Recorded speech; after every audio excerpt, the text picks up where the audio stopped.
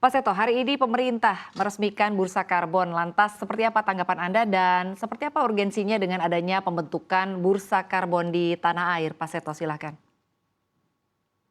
Saya kira ini satu langkah maju yang sangat baik ya. Pemerintah sudah menyiapkan hal ini dari periode yang cukup lama. Saya kira dimulai dari pembahasan terkait dengan regulasi, terus kemudian juga sampai kajian-kajian untuk melihat potensinya, sampai kemudian ya bursa karbon ini diluncurkan. Saya kira ini adalah satu tahapan yang sangat penting karena dengan adanya bursa karbon ini kan memungkinkan adanya perdagangan ya, atas nilai ekonomi karbon ya. Jadi ada perusahaan-perusahaan yang bisa menghasilkan karbon kredit, sementara juga ada perusahaan-perusahaan yang perlu gitu ya untuk membeli karbon kredit ya guna offset emisi yang mereka hasilkan. Jadi saya kira ini adalah salah satu langkah yang cukup saya kira sangat sangat fundamental ya dilakukan ya dalam tahapan transisi energi di Indonesia. Baik, artinya Anda melihat ini adalah langkah yang cukup baik ya untuk menuju green energy, Pak Seto.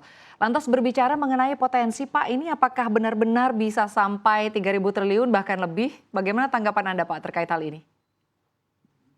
Iya, saya kira nilainya tadi ya, saya kira bahkan mungkin kalau nanti kita hitung dan dioptimalkan dengan baik potensi yang kita miliki ya, angkanya mungkin saya kira bisa lebih dari itu. Karena satu yang kita perlu ketahui juga Indonesia kan kita salah satu negara dengan tropical forest yang paling besar, dengan area gambut juga yang salah satu yang paling besar, mangrove kita juga cukup besar ya. Jadi saya kira ini kan ya tadi yang disebutkan oleh Bapak Presiden terkait dengan nature based solution ya. Saya kira ini satu hal yang kalau kita hitung potensi karbonnya yang lain-lain, saya kira ini nilainya bisa cukup fantastis angkanya.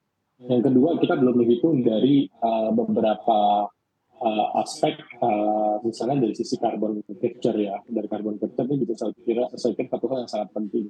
Jadi kita sudah melakukan kajian ya dengan Exxon, dengan Chevron, Pertamina ya terkait dengan potensi carbon capture dan storage ya yang bisa dilakukan di Indonesia. Jadi dari apa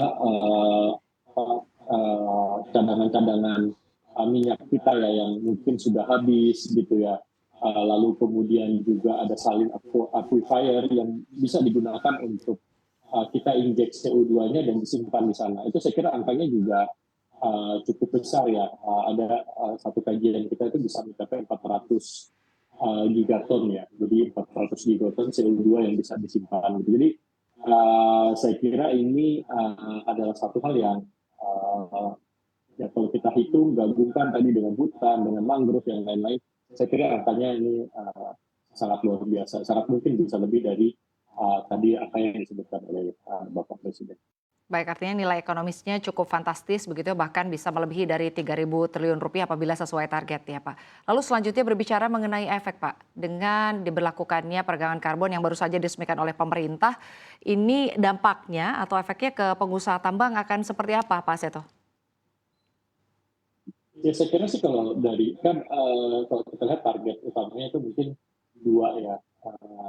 Kalau kita lihat dari sumber emisi di Indonesia, Mbak, itu yang pertama kan yang paling besar memang dari power sector ya. Dari power sector itu memang dari sektor tenaga listrik ya. Ya di Indonesia terus terang ya PLTU batubara. Saya kira ini yang nanti akan menjadi prioritas ya untuk perdagangan karbon. Saya kira kalau dari perusahaan tambang ya emisinya dari sektor pertambangan sih saya kira masih belum terlalu besar ya kalau dibandingkan dengan power sector dan transportation ya. Ini adalah dua sektor yang saya kira paling besar adalah menyumbang emisi CO2 di Indonesia. Jadi kalau dari tambang yang kita dorong itu yang kita lihat ya trennya memang itu memang ada tuntutan dari buyer ya atas produk-produk yang mereka hasilkan, mereka mau emisinya itu ditekan serendah mungkin. Jadi bukan hanya dari tambang, tapi nanti dari smelternya segala macam itu emisinya harus ditekan serendah mungkin. Nah, kalau yang kita lihat sekarang banyak perusahaan-perusahaan tambang ataupun bahkan smelter yang sudah merencanakan untuk mengurangi PLTU batu baranya ya mungkin angkanya bisa mencapai sekitar 15% yang akan digantikan dengan solar panel dan wind power ya. Saya lihat di beberapa daerah seperti di Wejabi, di Morowali gitu ya, di Obi gitu ya, mereka sudah punya rencana yang cukup detail ya untuk mengurangi emisi CO2 dari batubara PLTU yang mereka hasilkan. Jadi saya kira ini satu langkah yang sangat penting. Di Vale saya lihat juga mereka juga sudah mulai melakukan uji coba untuk mengganti truk-truk yang mereka gunakan ya itu menjadi truk-truk yang listrik ya. Jadi saya kira ini sudah mulai prosesnya ke sana. Tapi saya kira dengan adanya pasar karbon ini yang kita harapkan tentunya dari sektor ketenaga listrikan ya ini yang akan menjadi apa yang akan berkontribusi ya signifikan ya untuk perdagangan karbon ini. Baik, Pak Seto, terkait dengan upaya untuk menekan emisi, artinya juga ada wacana untuk menutup beberapa PLTU ya Pak. Untuk penutupan dari PLTU sendiri dibutuhkan anggaran dan juga waktu yang mungkin tidak sebentar. Apakah Anda cukup optimistis, artinya ini akan berjalan sesuai dengan target yang diharapkan oleh pemerintah atau seperti apa Pak Seto untuk saat ini progresnya? Jadi ini satu topik yang sangat menarik ya, dan saya kira kami di Kementerian sudah melakukan exercise yang cukup mendalam soal ini ya. Jadi early retirement dari PLTU ini adalah saya kira satu solusi yang bisa kita gunakan untuk menurunkan emisi karbon. Jadi PLTU batubara terutama yang sudah tua, yang emisi karbonnya mungkin jauh lebih tinggi dengan teknologi PLTU batubara yang baru ya, seperti yang ultra super critical ya. Jadi saya kira kalau ini kita lakukan, ini potensi penurunan emisi karbonnya bisa cukup besar.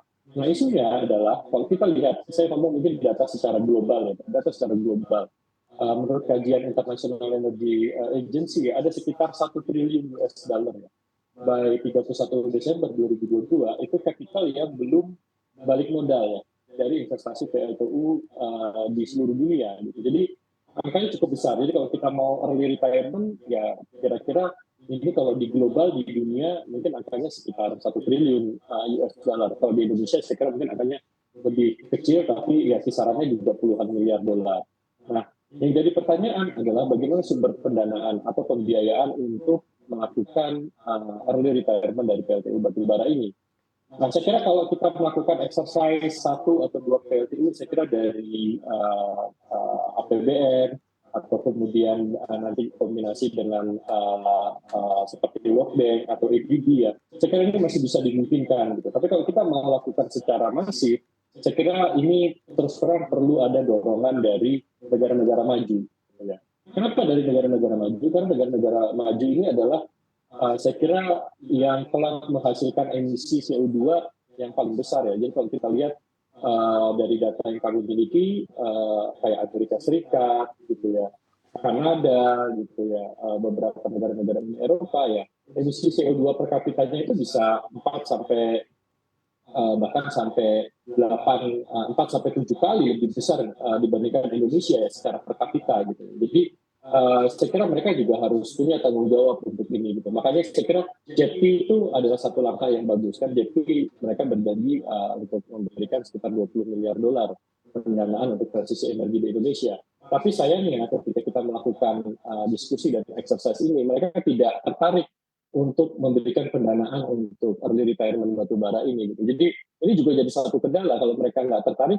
Sekarang kita punya excess supply yang cukup besar, ya kalau kita yang disuruh sendiri untuk melakukan early retirement batubara ini dalam skala yang besar, saya kira kendala dari sisi anggarannya pasti akan membuat ini menjadi tidak memungkinkan. Gitu. Kecuali tadi ya kalau cuma 1-2 mungkin kita masih bisa. Gitu. Jadi kita harapkan tentu saja pendanaannya dari negara maju dan bukan hanya sekedar pendanaan, tapi juga cost of capital dari pendanaan yang mereka berikan itu juga harus murah gitu. Jadi jangan menggunakan misalnya cost of capital standarnya dari negara-negara berkembang gitu.